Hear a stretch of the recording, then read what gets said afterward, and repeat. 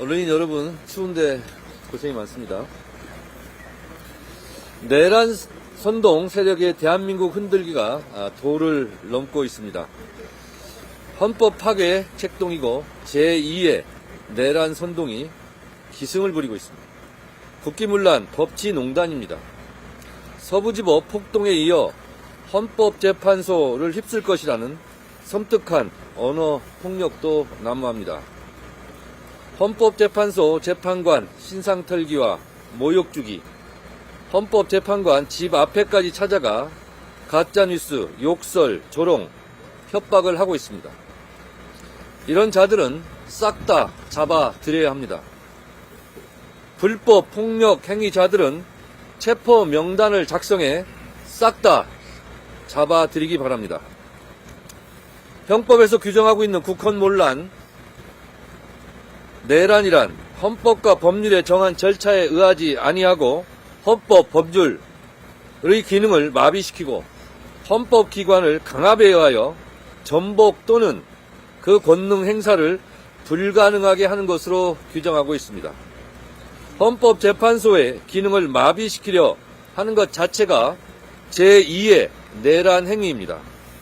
내란 선동, 폭동 유발자들은 내란죄에 준하는 엄벌에 처해야 합니다.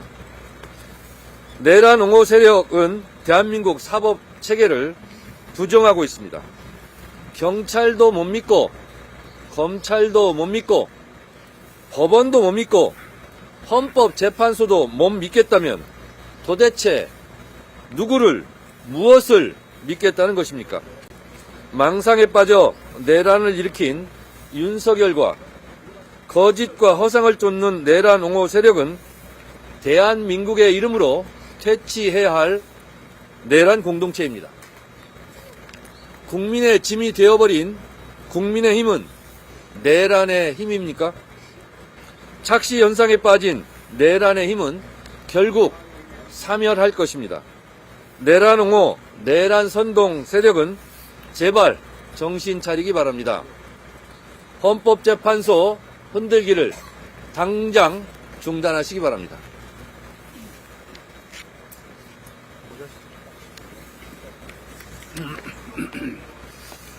예, 날씨 바람도 심한데 고생들이 많으십니다. 오늘은 대통령 탄핵 심판 사건의 제9회 변론기입니다. 지난해 12월 3일 비상계엄 선포로부터 이제 77일이 지나가고 있습니다. 피청구인이 시대착오적인 장기 집권의 망상을 품고 이른바 셀프 쿠데타 형식의 내란 행위를 벌인 것에 대해서 그에 마땅한 헌법적 대응을 하고 있는 것이 바로 이 탄핵 심판 사건입니다.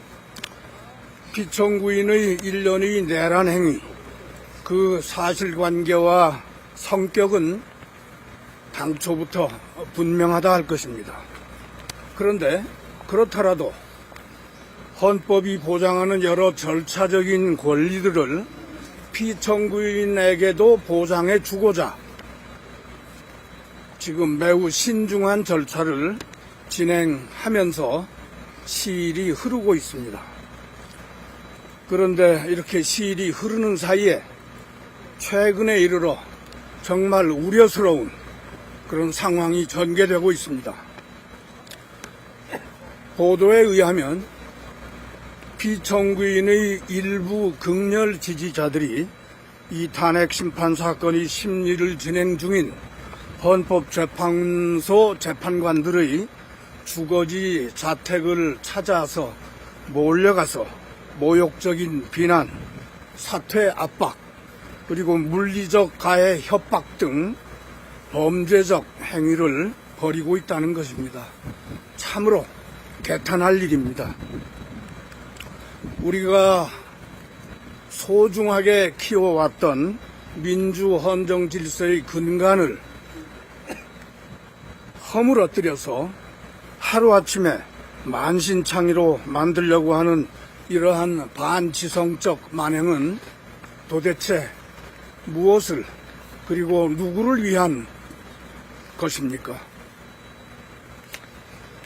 그런데 더욱 걱정되는 것은 이러한 소동이 단지 일부 몰지각한 인사들의 우발적 그리고 일회적 소동이 아니라 피청구인 주변의 인사들이 내란 범죄자를 엄호하겠다는 목적으로 사실관계를 왜곡하는 억지 주장을 하고 또 범죄자를 피해자로 둔갑시키는 궤변으로 대중을 오도하고 있는 그 결과라는 것입니다. 그런데 또 다른 한편에서 피청구인이 내란 범행 후 그에 따른 수사, 재판 또는 이 사건 탄핵 심판을 받는 과정에서 피의자 또는 피청구인으로서의 인권을 보장받지 못하고 있다고 주장하는 국가기관이 나섰다고 합니다. 피청구인이 내란 범행 후 수사나 체포 그리고 구속, 이어지는 재판 절차에서는 물론이고 수감 생활의 와중에도 일반 국민, 일반 피의자들과는 너무나 다른 여러 특권과 혜택을 누리고 있다는 것을 언론 보도를 통해서 익히 알고 있을 텐데도 이러한 주장을 하는 것이 놀랍습니다. 더구나 아이러니한 것은 바로 그러한 주장을 주도하고 있는 인사들이 사실은 그동안 사회적 약자, 소수자의 인권에 대해서는 눈 감고 외면하고 오히려 그 사회적 약자들을 혐오하고 모욕하던 인사들이라는 점이 더욱 놀랍습니다. 이 지점에서 필요한 것은 이러한 가치 전도의 혼란상을 가장 빠르게 그리고 효과적으로 극복하고 위기에 처한 민주헌정 질서를 세우기 위한 노력을 서두르는 일입니다. 그리하기 위한 가장 기묘하고 또 확실한 해법은 바로 이 탄핵 심판 사건에서 결정으로 피청구인을 대통령의 직무에서 확정적으로 배제하는 것입니다. 우리 탄핵소추 대리인단은 이 목표를 위해서 더욱더 노력해 나가겠습니다.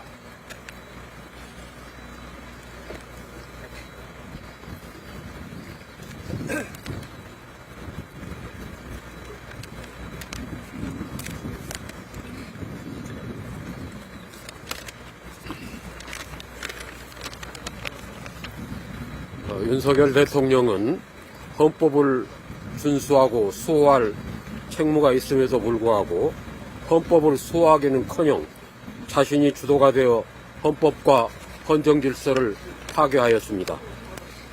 비상계엄 해제 계류 중인 국회를 공격하였습니다. 그리고 포고령의 발동으로 국회와 지방의회, 정당 활동을 금지하였습니다. 만일 국회 운영자금을 완전히 차단하고 비상입법기구 예산을 편성하라는 내용이 담긴 기재부 장관에 대한 계엄 지시 문건이 실행된다면 국회의 기능은 완전하게 무력화됩니다. 한편 선거관리위원회에 들어가 서버를 확보하고 선관위 직원을 체포하려 했던 목적은 총선 이후 구성된 국회 해산 명분을 찾기 위한 것이었습니다.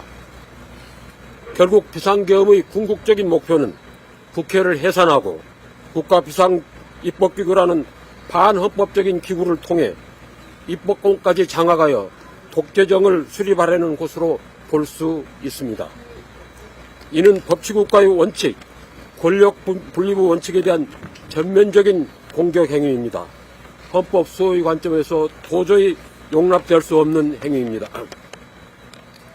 정보사령관을 역임했던 민간인 노상원은 12.3 내란의 핵심 비선으로 알려져 있습니다. 그는 지난해 9월 김용현 국방부 장관의 취임 후 계엄 당일까지 국방부 장관 공관을 22회나 방문하고 비아폰도 사용하고 있었습니다. 지금까지 밝혀진 바로는 성관이 부정선거 의혹을 수사하는 합동수사본부 제2수사단을 배후에서 사실상 지휘하는 책임자가 노상원이며 그가 직접 노태학 중앙선거관리위원장에 대한 신문을 담당한다는 것이었습니다. 그런데 최근 언론 보도에 따르면 노상원 수첩에 정치인, 법조인, 방송인, 체육인 등 500명의 수호 대상 명단이 있고 A, B, C, D 등급으로 분류하여 순차로 체포하고 폭파 등 여러 방식으로 제거하는 방안이 적혀 있다고 합니다. 뿐만 아니라 장기 집권이 가능하도록 헌법을 개정한다는 내용이 있습니다. 더하여 러시아와 중국의 선거제도에 관한 기재도 있다고 하니 이보다 어처구니 없는 일은 없을 것입니다. 만일 수첩의 내용이 하나라도 실현되었다면 참으로 끔찍한 세상이 되었을 것입니다. 이 수첩에 대한 철저한 진상규명이 필요합니다. 감사합니다. 네.